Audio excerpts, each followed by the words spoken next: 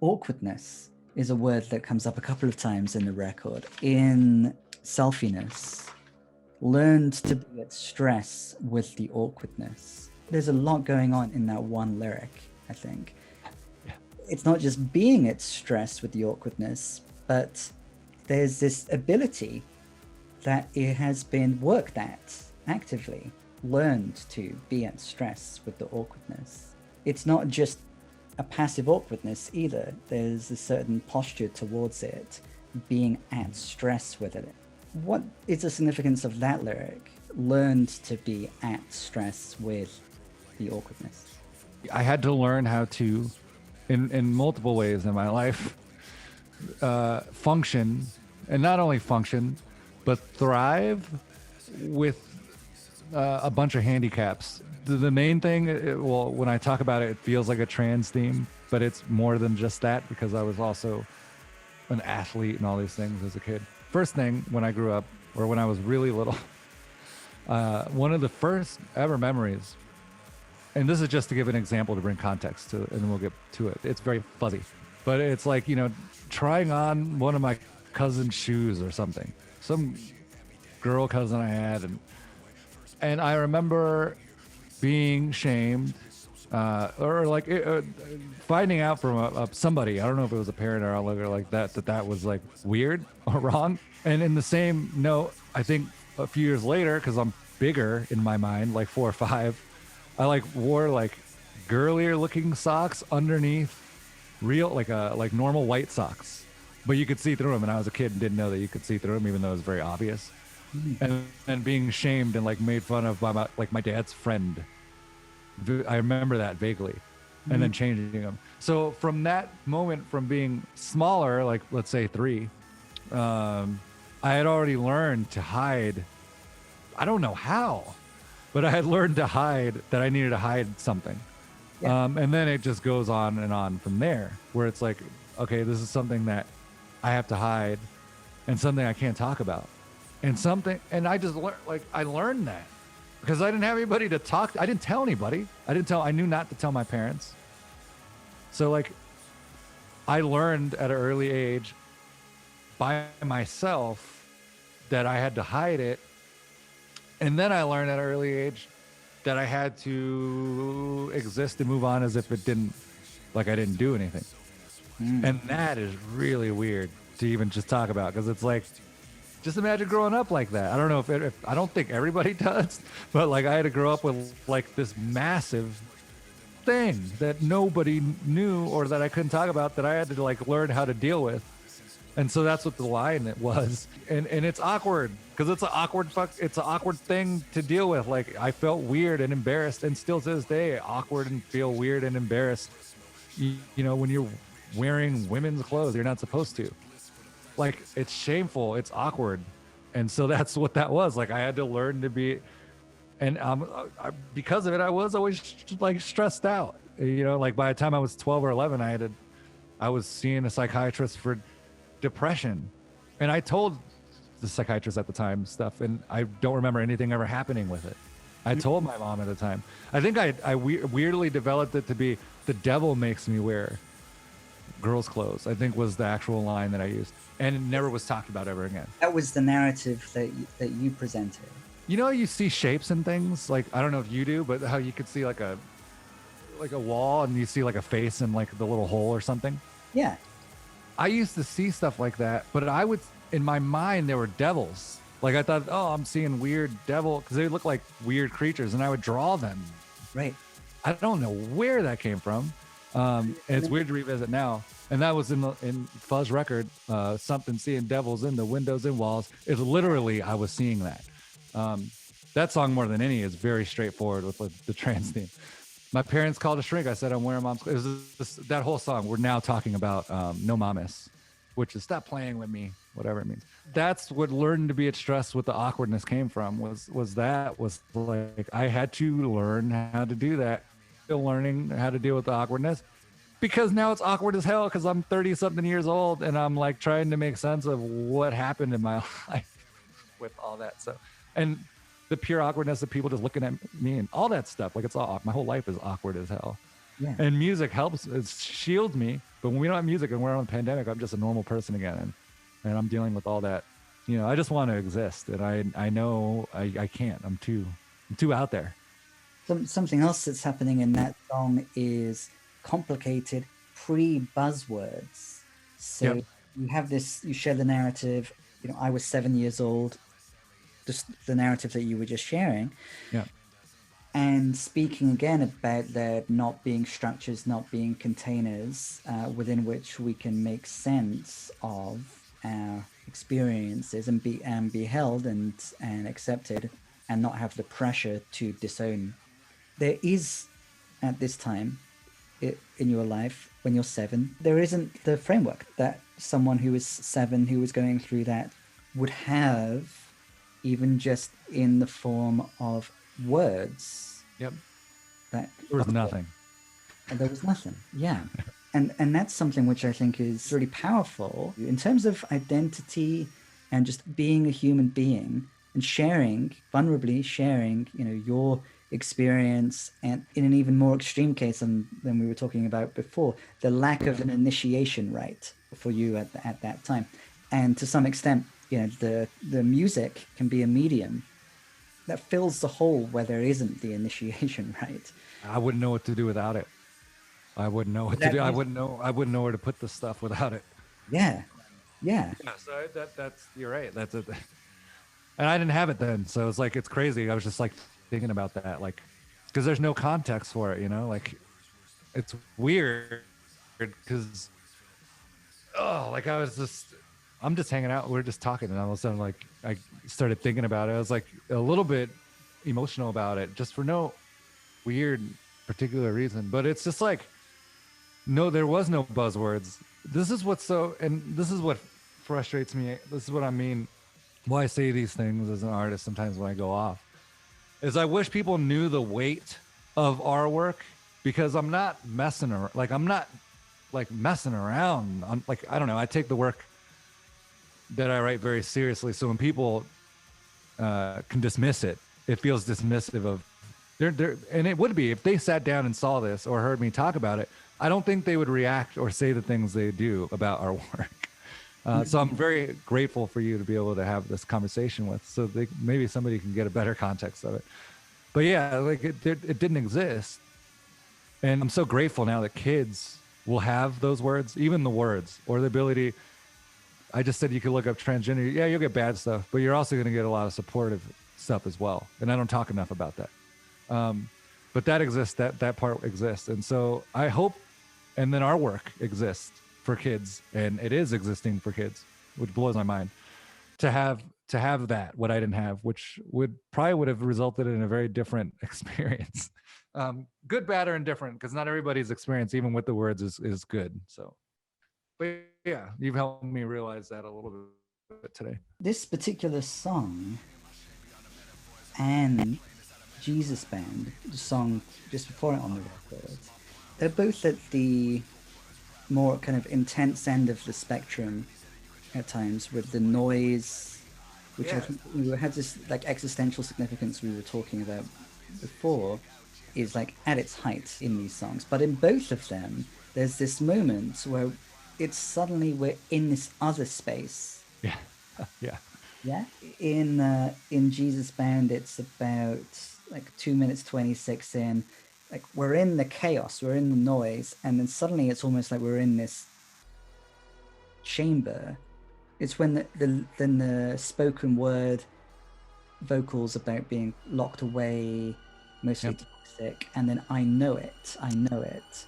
There's this statement of knowing, and something like that happens in No Manners as well. What is the significance of that transition that happens in both of those songs? It's two parts.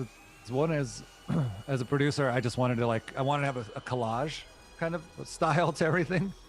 And then also as a producer, I was like, sometimes when that happens, I'm just sick of hearing that part for so long. And I'm like, I'm going to change this here. But for like Jesus Bound was, a lot of the times when I make records, they're almost fully fleshed out. And then I go to Bob's, who's our engineer, and I flesh them out more towards the end of the records. And that song, Jesus Bound, just needed something different because it was just doing the same thing. And this is what's cool about being a producer and the vocalist. Like, I can do whatever I want. If I feel a certain way, I can literally do whatever I want in the Moody Black world. And that's what's cool. I don't have to wait I don't have to ask a producer. I don't have to feel any, I just do it. So I did it.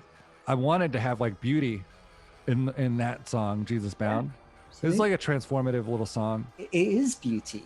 And it makes me think of the rotting teeth and the blooming flowers again. And I am all things, you know, the bringing together of blooming flowers pretty and rotting teeth, which obviously connotes ugliness.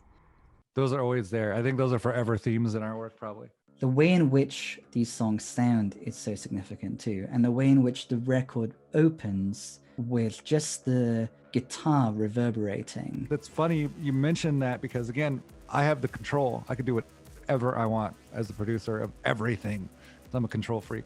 But I wanted to set a tone right away. And I look at the old albums too, and I'm like, how did the other ones start? And I'm like, okay, those started like this. Let's make this one start different. And I'm doing that now for the next project. But it was also a little bit of homage to The Cure. So a lot of The Cure's records start with like these really long instrumental parts. Yeah, we didn't go that long as they would. Maybe we will in the future. Might be a hint. But I mean, I would love to go longer. It's the people in the States that make me start saying words. In France, they appreciate our long breakdowns and stuff, especially live. But I do that because these rap kids want all that dumb stuff on there. I'm not doing that so much anymore, so I can say it's dumb because I'm over it. I would love to just have instrumental records for 90% of it. And then I love the way it comes in. It's just like, then you get your drums. And then the first word I think on this record isn't even a word. It's a sigh. God as fuck. Broke like dick in my trunk for months. And it's just like, whatever. Like, let's get on with this. And let me just spill my heart out to you. Like, here we go. It's like, I'm going to put all my life into this, time how it's going to change my life on this album, and then no one's going to care. It's kind of like that, because that's really how I feel. That sigh is the first vocal, and then a recurring vocal sound is ah. So we already looked at I'm the one to love, I'm enraged, I'm all things ah. But that's also in Picket Fence. Yeah. I love that song, by the way. That's probably one of my favorite songs on the record. Yeah, mine too. Nobody ever did anything like this before Picket Fence. It's another awareness song, which is funny. Another poking fun at myself. Like, oh yeah, no one's done this before. Yeah, I'm sure no one's done noise and rap before. Even just in the lyric, putting nobody ever did anything like this before next to Picket Fence. Yeah. It's an interesting juxtaposition because, of course... Here's what's really funny, and we'll probably devalue this lyric for you and everybody else. It's so funny because no one knows what the picket fence thing is, and it's so dumb. The picket fence was not only from the movie Hoosiers. I don't know if you've seen the movie Hoosiers, but they do that play, The Picket Fence. And it's a play that no one had seen before, and this coach had it kind of thing. And it's the dominating thing that wins all the games. And so I'm saying nobody's ever done this before, like the picket fence. It's poking fun. And I was like, yeah, picket fence. Like, I gave it a cool name, just like I gave noise rap a name. What I'm really doing is like this weird self-awareness bashing. Like, it's destroying the ego. But it's also honoring it too, being like, yeah, there's also a little bit of truth to the fact that nobody's done what Moody Black has done. So it's a duality again of that. And so that's what that song and the hook is. Because at the end of the day, people say this is ego. This is not ego. Like, I think that Moody Black has done a lot of things. It's a unique thing. Like, there's a lot of people that say they're innovative, and a lot of people say they're unique. There's not as many people that actually are.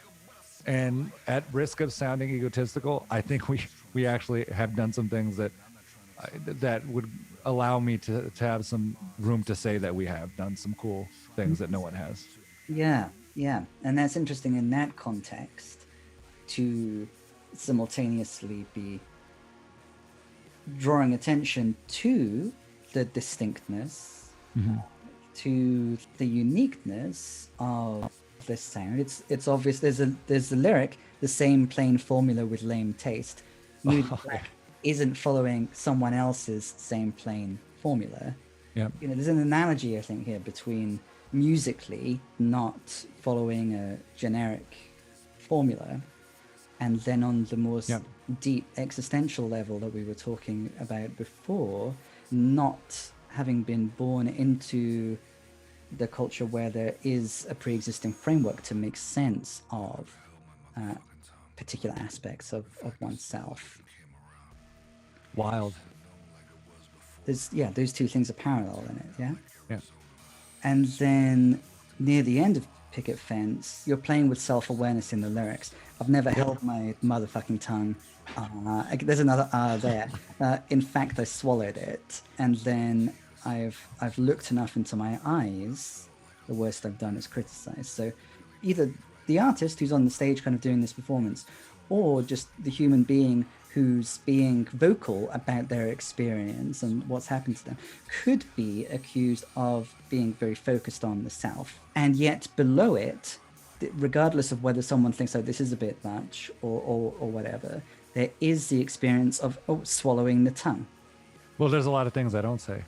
Right. And there's a lot of instances where things I probably should have said, I haven't said. So that's what I meant by that too. But being self-aware, like with a specific example, like Dave, our drummer, who doesn't talk to me, maybe I pushed too hard. Maybe I was really selfish. Maybe I used him. I don't think I used him like that, but I could have inadvertently, or I could have purposely. So, I mean, it's like, that's crazy self-awareness, and it sucks because you live with this, and that's what I mean. Like, I've looked enough in myself to be able to forgive those instances and try to be aware of them the next time. And I hope that I can make good with people that might feel that way. There's probably not a lot of them, because I've really, really, really tried not to do that to people. You've referred a few times in the interview to all of us being imperfect humans. Okay, some of us are very are striving to at least appear perfect, at least to ourselves.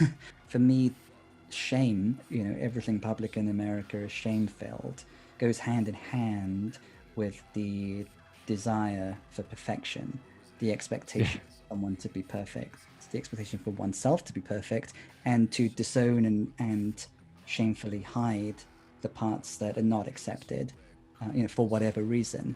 On a very abstract level, there's a universality to that, to all of us. Having experiences of not being accepted, and then projecting these not accepted parts on others, and then there's this desire to I'm good and they're bad. They all kind of feed each other. And that's where it's and even having a self-awareness conversation about having self-awareness feels like there's something I don't know, there's something I'm missing, and then in 5 or 10 years I'll be able to have a conversation that might encapsulate self-awareness, and I thought I was on to something here, and it might not be. That's why it's the self-awareness thing is crazy, because ultimately I just like to say I don't know anything. And then people ask advice and stuff, and that's another weird thing, other than saying like, oh, just work hard or something stupid. You can't give advice, because like so much of life is like what you find out on your own. The risk of having just enough self-awareness to be aware of having grown, but not enough self-awareness to be aware of all the growth that could yet happen. A risky place to be in.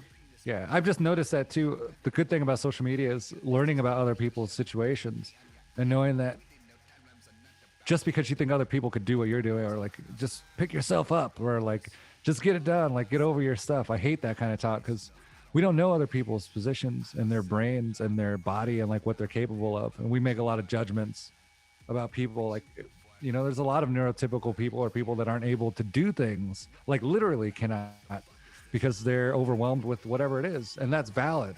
That is valid. Absolutely. And bringing that awareness to music is so important. When we're talking about self-awareness of self-awareness of self-awareness, one can start thinking, oh, it's just, what's the point, until we hit upon what you just said, about how without self-awareness, it's very easy to construct these exemplars of how things ought to be, which are fabrications. And they're weaponized. All that stuff is like kind of weaponized now. I hope that we will be on the right side of history and turn the page to honor that kind of stuff, as opposed to ostracize and cast out. Less shame me to change me, which is, I'm quoting Fields there. Pay me in feels if you could pay me out. Before we close, there's some really interesting stuff happening at the end of the record. There's a handful of songs: My Penis, My Baby Fat, in My Face, and Instant Meme Minor Purge. The tempo on all of those is so much slower. Something quite different is happening sonically with songs like those. What's the significance of the soundscape for any one of those, or even just like the fact that the tempo is so much slower in the specific way that it is? That's like my natural tempo. It's like the slower stuff. The faster stuff I always feel like is a little bit forced, because people want that, particularly people in France, not people in France, agents in France want records that are like, oh, let's get them dancing. Like, they love that. And we did a lot of that actually on FUZZ, more so than probably any other of the records as a whole. I love that. I love dancing, and I love that too. But there's something significant about the use of rhythm. Again, we've been talking about the body and the brain. You know, neurobiologically, I think that there's something significant about these slower tempo songs. Yeah, in the context of FUZZ, particularly, where those songs fall, I think are like perfect. Because like there'll be like intense songs, and then the way that Look Me in the Face drops is like it takes on that serious tone. That one's more, again, a little bit self-pity-ish, but it's basically just saying like, vulnerable. I hope that, what's that? Vulnerable. It's perhaps the most vulnerable one, and it's requesting that someone look you in the face. Yeah. And that's from not only from listeners, but in relationships that I have with people in my real life. Like, it's like I want people to slow down and like appreciate, you know, one another, but also more so that song is that I hope that the work that we're doing doesn't fall on deaf ears while I'm here. Because you hear so many times of like artists like, oh, they appreciated them when they're dead. And I hear that a lot from fans of ours. Like, oh, they'll like it when I hear that all the time. And I'm like, that's bleak. Like, okay, so I have to look forward to like when I die for people to like this music. And I think that that's an interesting, so that's why I wrote that song of like, don't let me just like die here before. And that's the problem with self-awareness too. Is like nowadays with social media, and we have all these examples of artists that have dealt with that. And so I can like see that, and I see myself going through that pattern. I'm like, oh no, am I gonna be that artist? Which is probably not a terrible thing. But I mean, it's better than just being terrible. But I mean, so that's what that song is. I think. Do you have some lyrics in front of you from that song that just jog my memory? I mean, it's a relatively short song, all the lyrics are significant. I can't tell the difference between dreaming and flying. The back door is open, the people denying. There's been a void with some shame. My friends felt like flowers. It's been too long. How much can I say? I'm a god.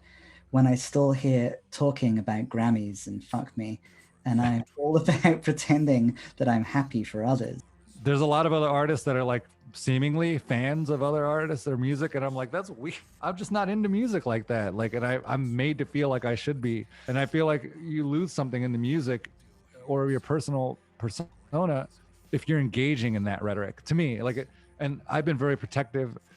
I think Moody Black is where we're at, which I think is in a pretty good place because of the fact that I've refrained from that. We've retained this like mystery of we're other. We're not of, not to be like better than, but that we're not musicians. We're not a band. We're like something else.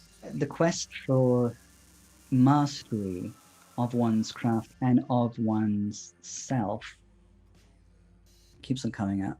I swear to blood I was Master Fang in Selfieness. And then there are references throughout, like in Jesus Bound, there's Tamed Fangs, and there's one other Fang reference somewhere else as well. But it's, again, I think existentially significant, the Master Fang lyric, going back to what you were saying before about the chef and the artist and the athlete, it makes me think of the concept of flow and control of consciousness, honoring this endeavor to master oneself, to observe and honor and integrate the different aspects.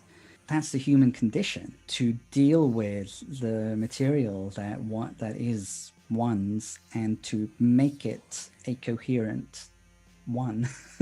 Yeah. The chaos that it is initially experienced as. And there's nothing stopping anyone else from being on. In fact, it would be wonderful if we were all on our quest for mastery. What's funny too is like at the same time, I think the next line after that, it wasn't enough. Yeah. I think it was.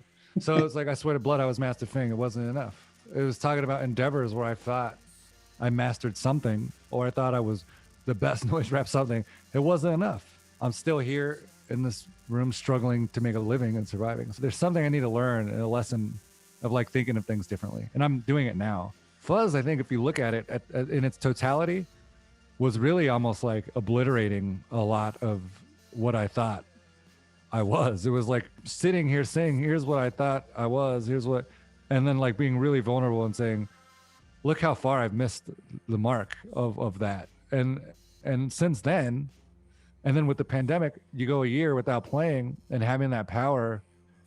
I'm just like this deflated in a good way person now. Like, and that power that came from Moody Black that was so ego driven, which was good and bad, isn't there to draw on right now. So like, I feel kind of empty with that stuff. But it's now like, I'm just making tacos. It's funny. But the energy is coming back through that. It's weird. Like then my endeavor is I'm going to make the best tacos in the city.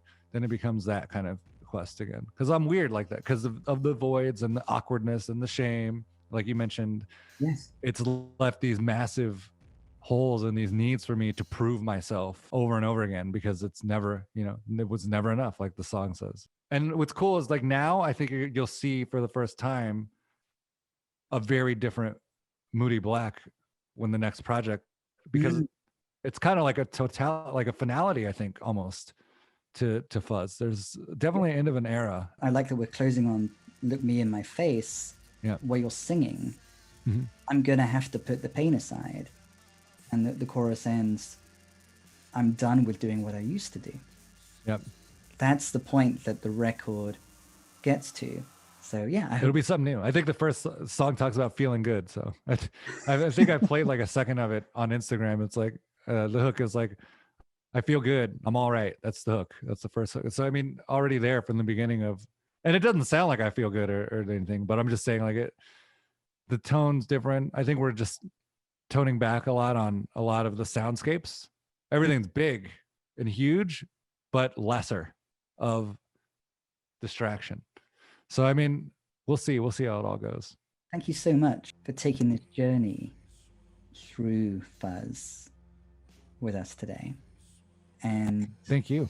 You're very welcome. I'm looking forward to enjoying that hipster death at Food House. Hipster death veggie. Hipster death veggie, yes, exactly, yes. And hopefully not too long after that, we'll get to witness FUZZ in performance, and not too long after that we'll get to experience the new era Moody Black. It'll probably happen oddly enough at the same time, so we'll see, because that's what France is asking for, so that's what they're going to get. I haven't been to other parts of Europe for a long time, so I look forward to witnessing Moody Black in their element in Paris. That'd be awesome. Yeah. Do you think that can happen? I hope that can happen. That'd be awesome. That can happen. That can happen. That'd be awesome.